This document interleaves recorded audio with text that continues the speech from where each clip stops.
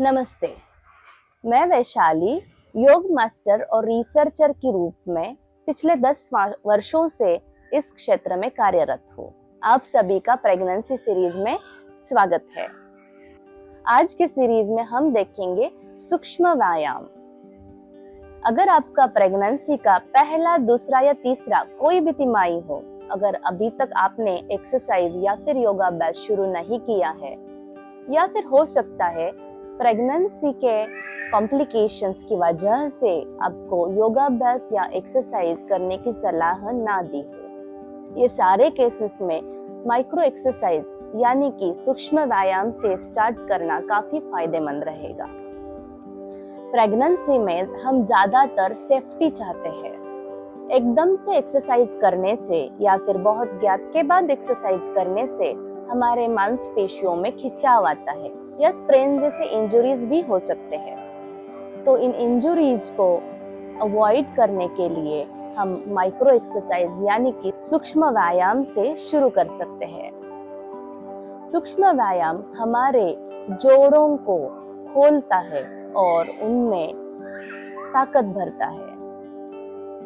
ऐसे भी हो सकता है कि अभी डिटेक्ट हुई प्रेगनेंसी स्टेबल नहीं है, तो इस केसेस में भी सूक्ष्म व्यायाम से हम 2 माह तक हमारे बॉडी को संभाल सकते हैं और 2 माह पूरे होने के बाद हम रेगुलर योगाभ्यास कर सकते हैं। बहुत सारी महिलाएं प्रेगनेंसी के दूसरे या तीसरे तिमाही में योगाभ्यास प्रैक्टिस के लिए आती है, लेकिन ऐसे एकदम से योगाभ्यास प्रैक्टिस देने से अच्छा है उनके बॉडी को सूक्ष्म व्यायाम से कंडीशनिंग करें। तो सूक्ष्म व्यायाम इनको 2 हफ्ते तक दिया जाता है और 2 हफ्ते बॉडी को ऑब्जर्व करने के बाद ही तिमाही के अनुसार प्रैक्टिस दिया जाता है। तो इस तरीके से ये सूक्ष्म व्यायाम आप 2 हफ्ते तक प्रैक्टिस करेंगे और उसके बाद ही तिमाही के अनुसार दिया हुआ प्रैक्टिस करेंगे। अब हम करने जा रहे हैं स्क्वाट्स। स्क्वाट्स अगर आपने पहले कभी प्रैक्टिस नहीं किया हो तो आप हाफ स्क्वाट से शुरू कर सकते हैं। दोनों पैर में शोल्डर जितना डिस्टेंस, दोनों हाथ आगे की तरफ शोल्डर की लाइन में, आपके टोज एंड हिल्स पे इक्वल वेट रहना चाहिए।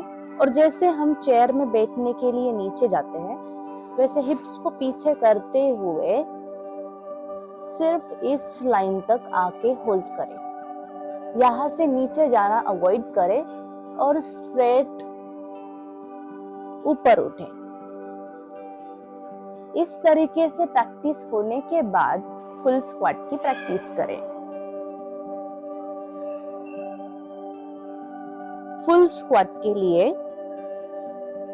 धीरे धीरे नीचे की तरफ जाना है। ये हुआ फाइनल पोजीशन और यहाँ से टोज हिल्स पे इक्वल वेट रखते हुए धीरे धीरे बॉडी को फिर से ऊपर उठाएंगे। अब देखते हैं स्क्वाट्स का स्पीड कैसा होना चाहिए। तो स्क्वाट्स के स्पीड के लिए आप शुरू में 10 सेकेंड का टाइम रख सकते हैं। 10 सेकेंड में नीचे जाना,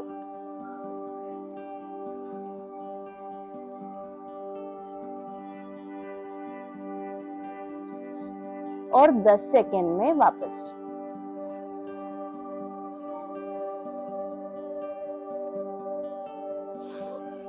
तो इस तरीके से आपके बॉडी को ऑब्जर्व करते हुए स्क्वाट का प्रैक्टिस 5 से 10 स्क्वाट तक बढ़ सकता है।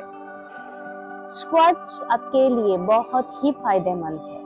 जैसे कि कभी कभी प्रेगनेंसी के तीसरे तिमाही में नीचे से ऊपर उठना बहुत ही मुश्किल हो जाता है, क्योंकि आपके लेग की स्ट्रेंथ आपका एक्स्ट्रा वेट उठाने में असफल है। स्क्वाट्स करने से आपके क्वाड्रिसेप्स यानी थाइज, आपके हिप्स, लोअर बेली और कमर, इनकी स्ट्रेंथ बनी रहेगी।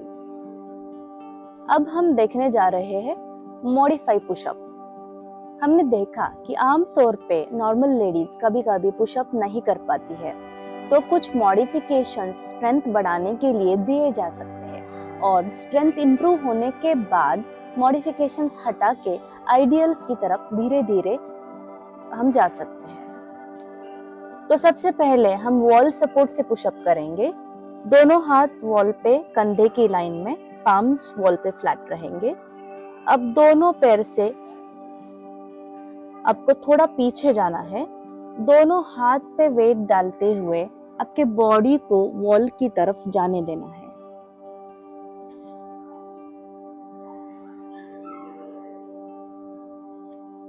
इस तरीके से पुशअप प्रैक्टिस करने के बाद धीरे धीरे आप ग्राउंड पे पुशअप प्रैक्टिस कर सकते हैं। अगर आपने वॉल पुशअप कर लिया, उसके बाद आपको और प्रोग्रेशन में जाना है, तो आप ट्राई कर सकते हैं इस तरीके का पुशअप, जिसमें अगर आपके सामने टेबल है तो बॉडी स्लैंटिंग रखे एंड देन हाफ या फिर फुल वे नीचे जाए। आपका पूरा वेट आपके हाथ पे रहना चाहिए। इस टाइप का पुशअप बहुत ही सावधानता के साथ करना है। आपका पूरा वेट आपके हाथ पे रहे और पुशअप करने के लिए जो स्ट्रेंथ यूज हो रही है वो पूरी आपके बाहु से आए, ना कि आपके पेट से।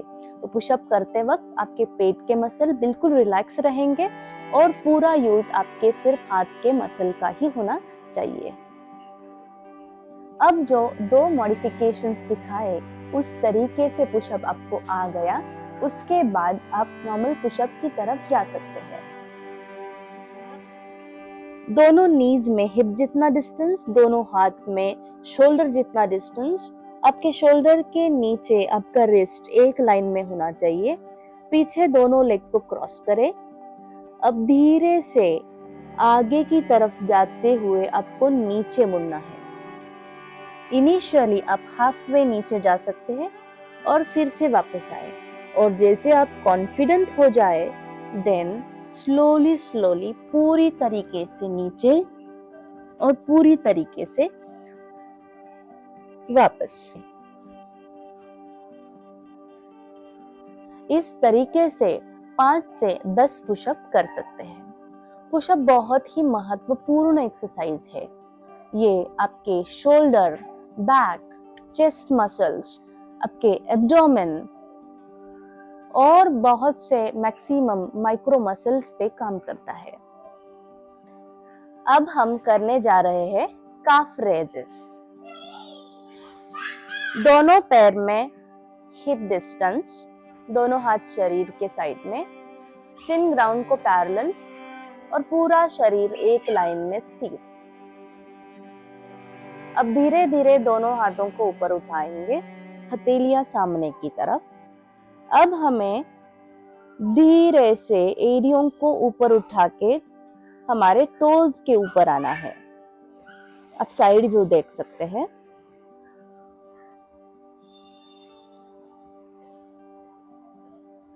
यहाँ पे धीरे धीरे एड़ियों को ऊपर उठाते हुए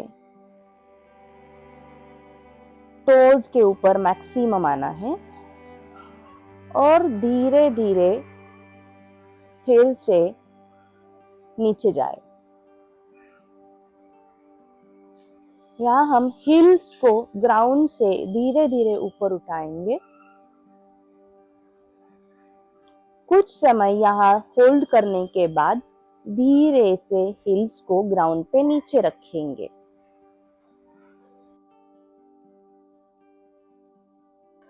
इस तरीके से 5 से 10 रिपीटेशंस आप कर सकते हैं। जब आपका प्रैक्टिस सरलता से होने लगे तब आप इसमें थोड़ा नेक्स्ट स्टेज मॉडिफिकेशन भी कर सकते हैं।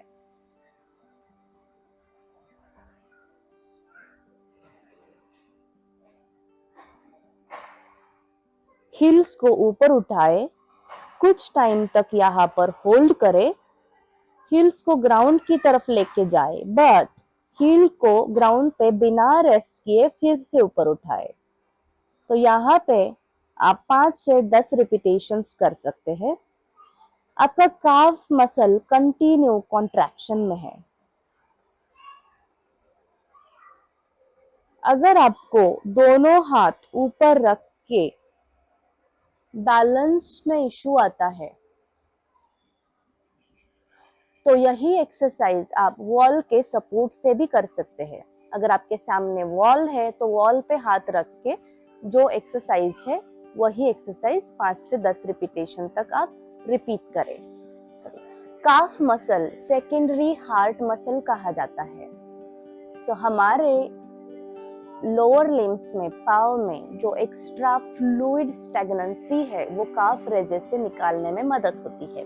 इससे प्रेगनेंसी के तीसरे तिमाही तक आपके लोअर लिम्स पे बिल्कुल भी स्वेलिंग नहीं आता है। आपके बॉडी का ओवरऑल बैलेंस बना रहता है। अब हम करने जा रहे हैं साइड बेंडिंग चक्रासन। दोनों पाँव बिल्कुल एक साथ, टोज एंड हील्स एकदम कनेक्ट रहेंगे, हाथ बॉडी के साइड में, बॉडी स्ट्रेट एंड स्टेबल। अब हम धीरे धीरे सांस को भरते हुए एक हाथ को ऊपर उठाएंगे।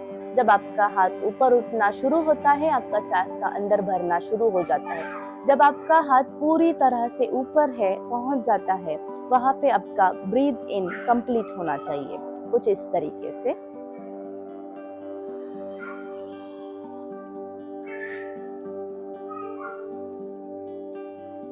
यहाँ आपका स्पाइन मैक्सिमम स्ट्रेच में है और आपका इनहेल पूरी तरह से हुआ है।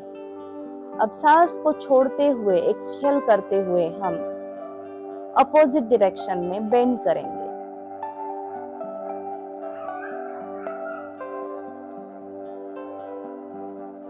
जितना हो सके। यहाँ पे बिल्कुल भी आगे झुकने की जरूरत नहीं है। आपको इस साइड लेटरली बॉडी को स्ट्रेच आना चाहिए। 30 सेकेंड से 1 मिनट तक इस आसन को होल्ड करें। जब आसन छोड़ना है, सांस को भरते हुए फिर से ऊपर आए। यहाँ आपका इनहेल मैक्सिमम हुआ है। अब सांस को छोड़ते हुए हाथ नीचे,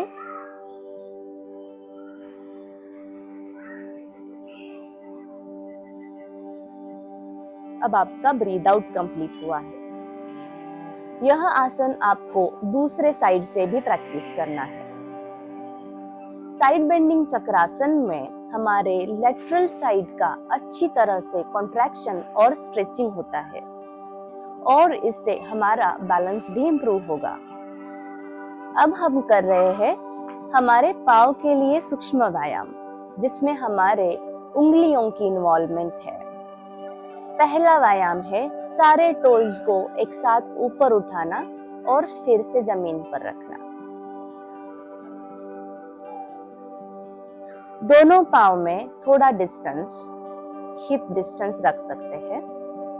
अब धीरे धीरे उंगलियों को ऊपर की तरफ उठाएंगे, सारी उंगलियां, और इनको जितना हो सके यहाँ होल्ड करेंगे।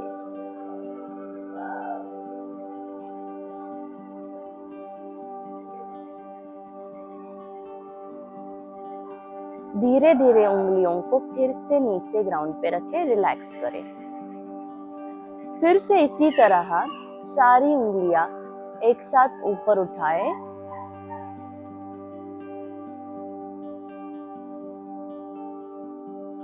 और नीचे रखें। इसको आप 5 से 10 बार रिपीट कर सकते हैं।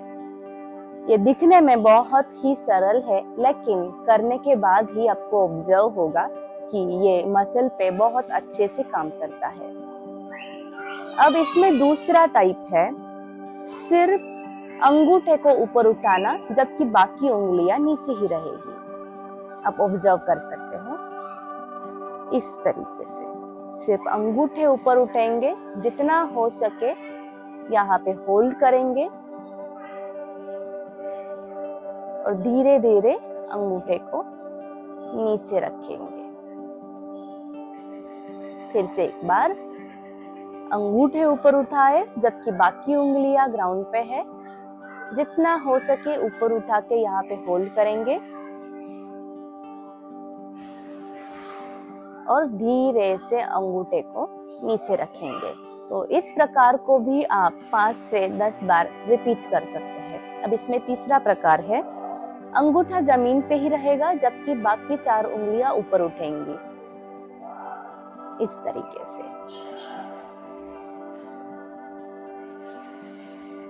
उंगलियों को जितना हो सके बाहर स्प्रेड करना है और ऊपर उठाना है। यहाँ कुछ समय तक होल्ड करें और फिर से उंगलियां नीचे रखें। अब फिर से एक बार देख सकते हैं, सारी उंगलियां ऊपर जबकि अंगूठा ग्राउंड पे ही स्थित है।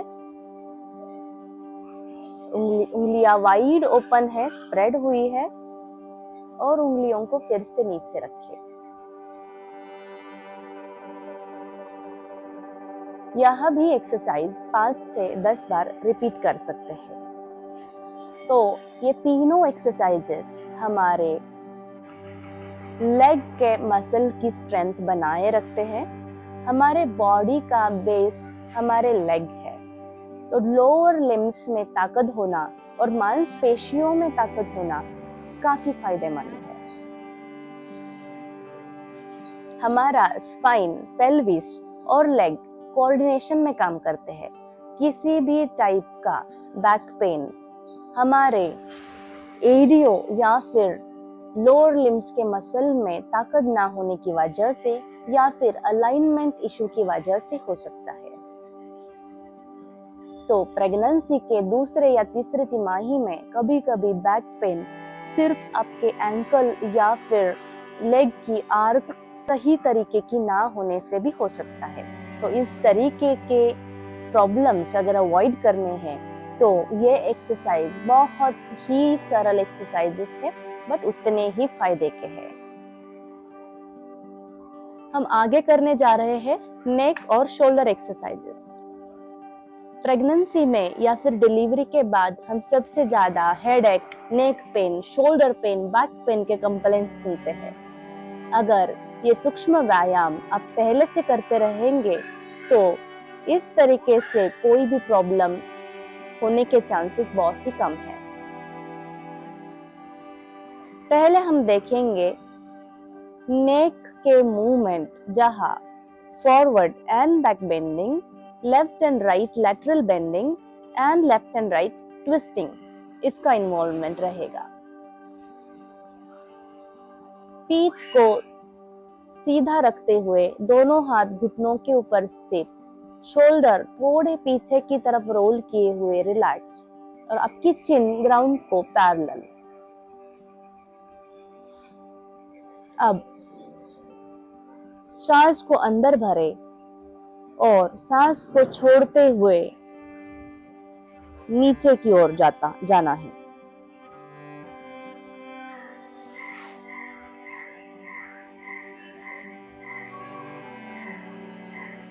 चिन टू चेस्ट पोजीशन। इसमें नेक का बैक साइड पूरी तरीके से रिलैक्स छोड़ना है।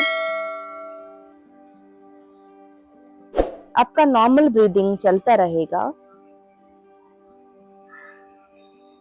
कुछ टाइम तक यहाँ होल्ड करें,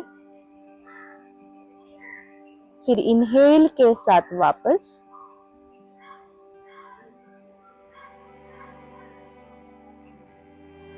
एंड एक्सहेल के साथ रिलैक्स।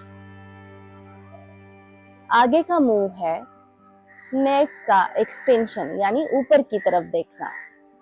इनहेल के साथ हम ऊपर देखना शुरू करेंगे।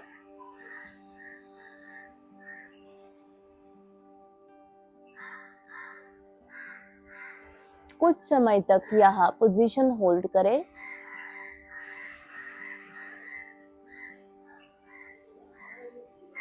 नॉर्मल ब्रीदिंग चलता रहेगा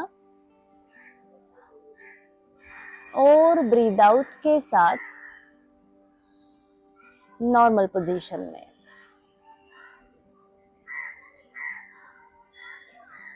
नेक्स्ट हम करने जा रहे हैं लैटरल बेंडिंग। पीठ को सीधा रखते हुए सांस को अंदर भरेंगे सांस को छोड़ते हुए bending to the left, left ear to left shoulder. अब आपका नॉर्मल ब्रीदिंग चलता रहेगा। ध्यान रहे राइट साइड नेक जो एरिया स्ट्रेच हो रहा है उसको आप माइंडली रिलैक्स छोड़ें।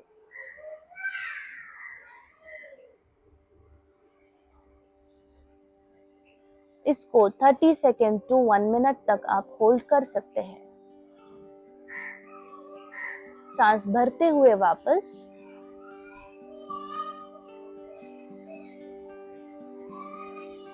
सांस छोड़ते हुए दूसरी साइड।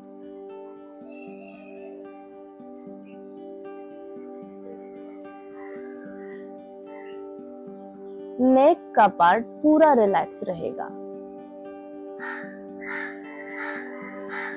जिस एरिया में आपको स्ट्रेच फील होता है वो नेक का पार्ट पूरी तरह से रिलैक्स छोड़ना है। यहाँ पे 30 second to 1 minute normal breathing करते हुए पोजीशन होल्ड करेंगे। सांस लेते हुए वापस एंड रिलैक्स। आगे हम करने जा रहे हैं रोटेशन लेफ्ट और राइट। तो रोटेशन ऐसे बिल्कुल भी नहीं करना है। रोटेशन के लिए जो रेजिस्टेंस यूज किया गया है उसको अच्छी तरीके से समझना है। दांत एक दूसरे पे प्रेस करने के बाद हमारे गले की मांसपेशियों में बदलाव आपको ऑब्जर्व होता है।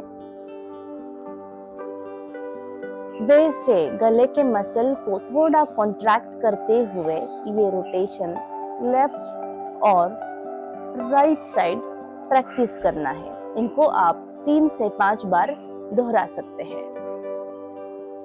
अब यहाँ गर्दन को थोड़ा टाइट रखते हुए हम लेफ्ट और राइट रोटेशन करेंगे।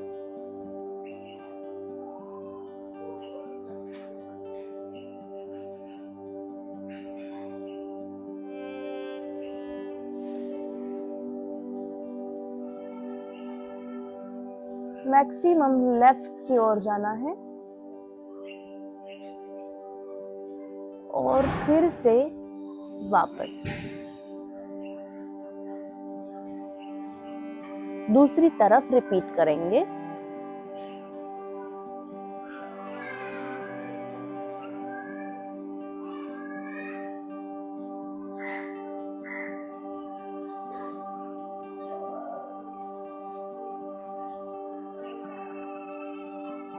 इसके बाद रोटेशन का और एक टाइप आप प्रैक्टिस कर सकते हैं। रोटेशन को समझना जरूरी है। रोटेशन होने के लिए अगर आप हाथ में स्प्रिंग इमेजिन करते हैं तो स्प्रिंग के दोनों एंड्स का अपोजिट डायरेक्शन में जाना इम्पोर्टेंट है।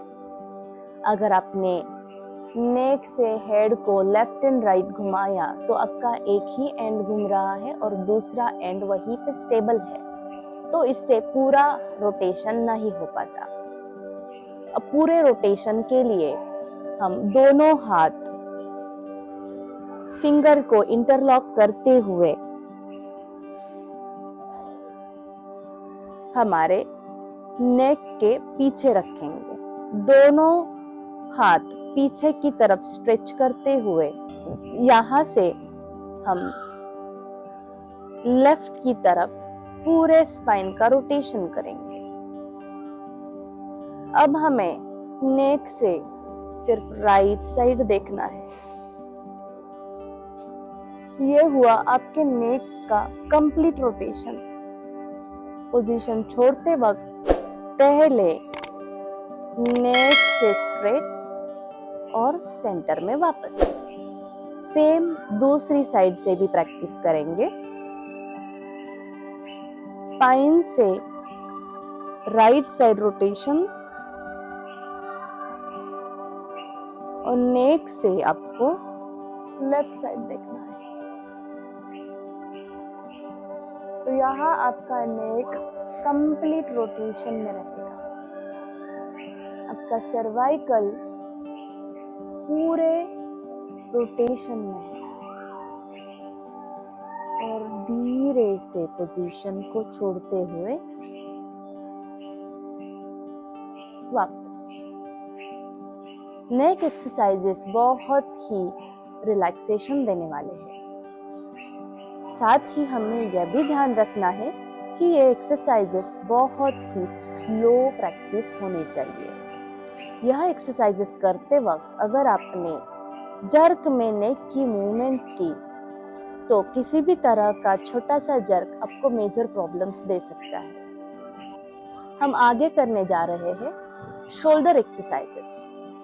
तो इसमें पहला एक्सरसाइज है दोनों शोल्डर्स को ऊपर उठाना और नीचे की तरफ प्रेस करना। बैक स्ट्रेट और दोनों शोल्डर थोड़े पीछे की तरफ रोल हुए। दोनों शोल्डर्स को एक साथ ऊपर उठाना है। दोनों शोल्डर्स को धीरे से नीचे की तरफ प्रेस करना है। अब इसमें ब्रीदिंग कैसे होगा? सांस भरते हुए शोल्डर ऊपर, यहाँ पे कुछ समय तक होल्ड कर सकते हैं। सांस छोड़ते हुए शोल्डर्स नीचे। आगे का लेवल है, इसमें रेजिस्टेंस कैसे होना चाहिए। तो इमेजिन करो दोनों हाथ में 2 से 5 केजी का वेट है और उस वेट को आपको शोल्डर से उठाना है।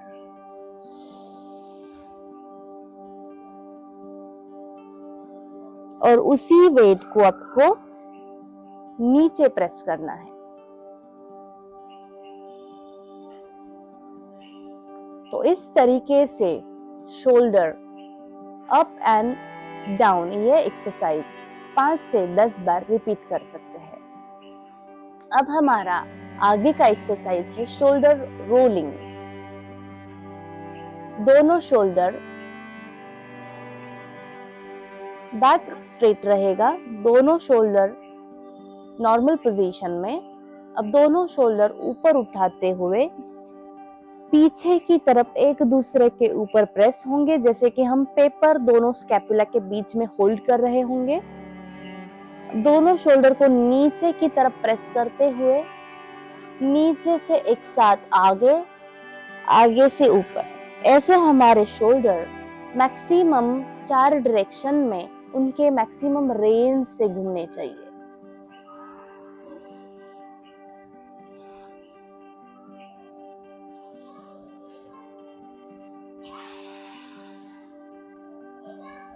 अब इसमें ब्रीदिंग कैसे होना चाहिए? दोनों शोल्डर जब ऊपर उठते हैं तब इनहेल होगा, दोनों शोल्डर जब रोल होते हुए नीचे जाते हैं तब एक्सहेल होगा। सांस लेते हुए शोल्डर ऊपर, सांस छोड़ते हुए पीछे से नीचे। अब इसमें रेजिस्टेंस कैसे देना है? शोल्डर मसल को टाइट रखते हुए आप दोनों शोल्डर रोल करेंगे। इस तरीके से 5 से 10 रोटेशन कर सकते हैं। अब यही रोटेशन हमें एंटी क्लॉकवाइज भी प्रैक्टिस करने हैं। तो दोनों शोल्डर नीचे पीछे एक साथ, ऊपर आगे और फिर से नीचे।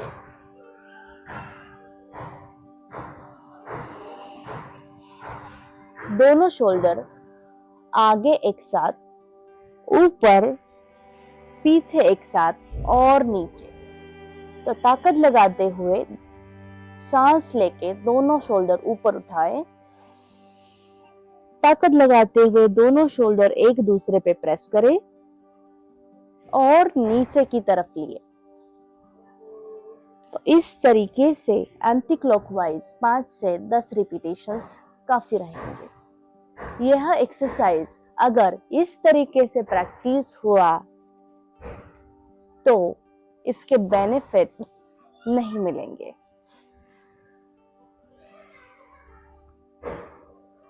आगे करेंगे शोल्डर एक्सरसाइज में मुद्गल। यह हमें क्लॉकवाइज एंड एंटी क्लॉकवाइज दोनों हाथों से सेपरेटली प्रैक्टिस करना है। इमेजिन करो आपके हाथ में 2 केजी तक का मुद्गर है और उसको अपोजिट डायरेक्शन में घुमाते हुए सामने लेके आए। तो इस तरीके से 1 मिनट तक क्लॉकवाइज और दूसरी सेम हाथ से अपोजिट डायरेक्शन में एंटी क्लॉकवाइज 1 मिनट। इस तरीके से मुद्गर का प्रैक्टिस करने से आपके शोल्डर की स्ट्रेंथ एंड फ्लेक्सिबिलिटी दोनों बनी रहेगी। मुद्गर आपको दोनों हाथों से प्रैक्टिस करना है। शोल्डर एक्सरसाइज के प्रेगनेंसी में बहुत ही फायदे हैं। हम देखते हैं आमतौर पर लोग शोल्डर या फिर बैक पेन की कंप्लेंट्स बहुत ज़्यादा करते हैं, क्योंकि हमारा फीडिंग पोजीशन की वजह से जो हम आगे थोड़ा झुक के बैठते हैं उसकी वजह से हमारे बैक पे प्रेशर आता है। उसके बाद हम बेबी को ज़्यादातर टाइम उठा के रखते हैं तो हमारे शोल्डर ओवर प्रेशराइज हो जाते हैं। तो अगर प्रेगनेंसी में शुरू से शोल्डर एक्सरसाइजेस करेंगे तो शोल्डर की एक्स्ट्रा वेट उठाने की कैपेसिटी बढ़ेगी। इसकी वजह से आप शोल्डर की स्ट्रेंथ मेंटेन रख सकते हैं। मैंने 2-3 एक्सीडेंट्स भी देखे हैं जिसमें बच्चे हाथ से गिर जाते हैं, क्योंकि आपके हाथ में एक्स्ट्रा वेट या फिर जब बच्चे उछलने लगते हैं तब उनको कंट्रोल करने की ताकत नहीं रहती है और इसकी वजह से बच्चे गिरने के बाद उनके दांत गड़ गए थे और मुंह से खून भी निकल आया था और तुरंत ही हॉस्पिटल भी जाना पड़ा था। तो अगर ऐसे एक्सीडेंट्स आपको अवॉइड करने हैं तो आपके कंधों में उतनी ताकत मेंटेन होनी चाहिए। शोल्डर एक्सरसाइजेस आपको लेबर के वक्त पुश करने के लिए भी स्ट्रेंथ प्रोवाइड करती है। अब हम आगे जा रहे हैं स्पाइनल मूव्स की तरफ। स्पाइनल मूव्स में लेफ्ट और राइट लैटरल बेंडिंग, आगे और पीछे bending, lengthening of spine and twisting left and right, ये मूव्स इन्वॉल्व होते हैं। बट प्रेगनेंसी में ये सारे मूव्स हम नहीं कर सकते या फिर इनके ऊपर लिमिटेशन आता है। तो देखते हैं कौन से मूव्स हम प्रेगनेंसी में सेफली कर सकते हैं। अब हम करने जा रहे हैं left and right side lateral bending.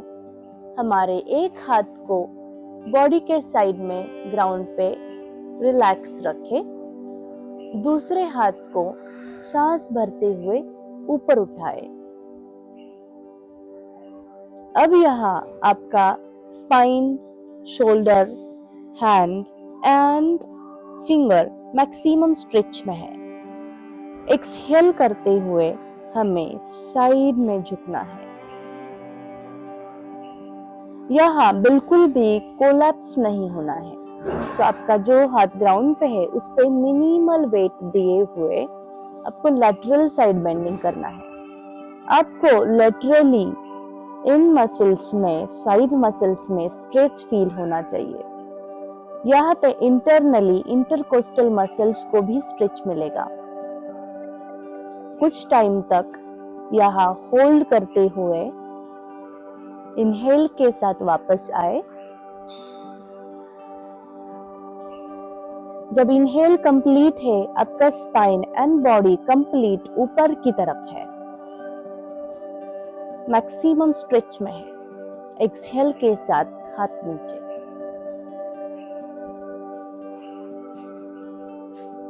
अब सेम हमें दूसरी साइड से भी प्रैक्टिस करना है।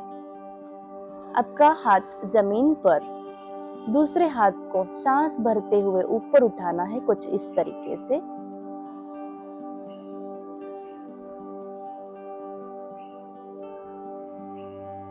यहाँ आपका इनहेल पूरा हुआ है और इनहेल के साथ ही आपका शरीर पूरा ऊपर की तरफ उठा हुआ है। आपका स्पाइन, शोल्डर, हाथ और फिंगर्स मैक्सिमम स्ट्रेच में है। अब सांस को छोड़ते हुए अपोजिट डायरेक्शन में बेंड करेंगे। आपको बिल्कुल भी कोलैप्स नहीं होना है। तो कंप्लीट स्ट्रेच को मेंटेन करते हुए इस पोजीशन को आप होल्ड करें। आपको लैटरली स्ट्रेच मिलना इंपॉर्टेंट है। आप ऑब्जर्व कर सकते हैं लेटरल मसल और इंटरनली इंटरकोस्टल मसल्स जो आपके रिब्स के बीच में मसल है वो भी अच्छी तरीके से स्ट्रेच होंगे। पोजीशन छोड़ने के लिए इनहेल के साथ स्पाइन मैक्सिमम स्ट्रेच में, हाथ मैक्सिमम स्ट्रेच में, सांस छोड़ते हुए हाथ नीचे और बॉडी रिलैक्स।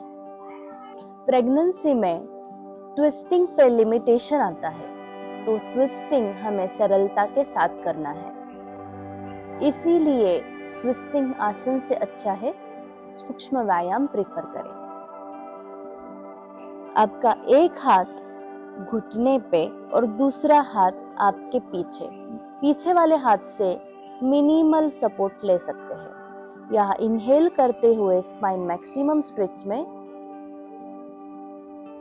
और एक्सहेल करते हुए आपको धीरे से स्पाइन को ट्विस्ट करना है।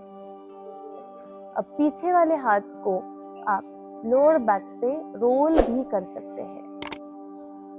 इस तरीके से फाइनल पोजीशन में आपका ब्रीदिंग चलता रहेगा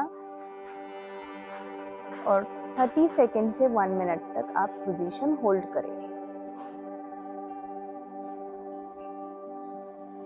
जैसे आप पोजीशन में गए वैसे धीरे धीरे पोजीशन से वापस आए। सेम आपको दूसरी साइड से भी रिपीट करना है।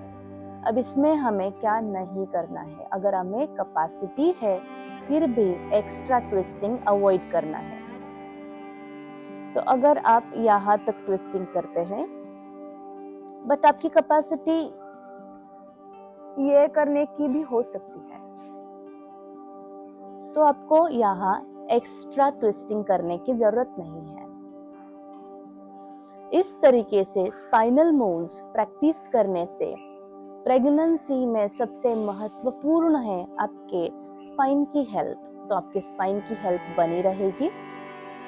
इसी के साथ ही जो ट्विस्टिंग और साइड बेंडिंग होता है उसमें आपके पेट के मसल स्ट्रेच होते हैं। प्रेगनेंसी में जब हमारे मसल स्ट्रेच होते हैं या तीसरी तिमाही में जब बहुत ज़्यादा वेट बढ़ता है तब कभी कभी स्ट्रेच मार्क्स ज़्यादा दिखने लगते हैं या फिर आने लगते हैं। अगर ये साइड बेंडिंग ट्विस्टिंग टाइप सूक्ष्म व्यायाम आप शुरू से एंड तक करते रहेंगे तो आपके स्किन के नीचे जो इलास्टिन लेयर है उसकी फ्लेक्सिबिलिटी बनी रहेगी। इसकी मदद से आप स्ट्रेच मार्क्स अवॉइड कर सकते हैं। साथ ही स्पाइनल मूव्स की वजह से आपके इंटरकोस्टल मसल्स जो आपके रिब्स के बीच में मसल्स है वो अच्छे से स्ट्रेच होते हैं और उनका कॉन्ट्रैक्शन भी अच्छे से होता है। इसकी वजह से आपकी ब्रीदिंग कैपेसिटी बनी रहती है। तो आज इस वीडियो में हमने सीखा प्रेगनेंसी का कोई भी तिमाही हो और आपने कभी एक्सरसाइज किया ही नहीं या फिर गैप के बाद आप एक्सरसाइज करने जा रहे हैं तो कौन से माइक्रो एक्सरसाइजेस हम सेफली कर सकते हैं और उसके हमारे बॉडी और बेबी के लिए क्या फायदे रहेंगे। अगर वीडियो को देखने के बाद भी आपके कुछ प्रश्न शेष रहते हैं तो आप हमें लिखना ना भूलिए। कभी कभी हो सकता है प्रेगनेंसी कॉम्प्लिकेशंस की वजह से आपको बहुत ही लिमिटेड प्रैक्टिस करना पड़े और अगर आपको पर्सनल गाइडेंस की जरूरत हो तो हमें कांटेक्ट करना ना भूलें। नमस्ते।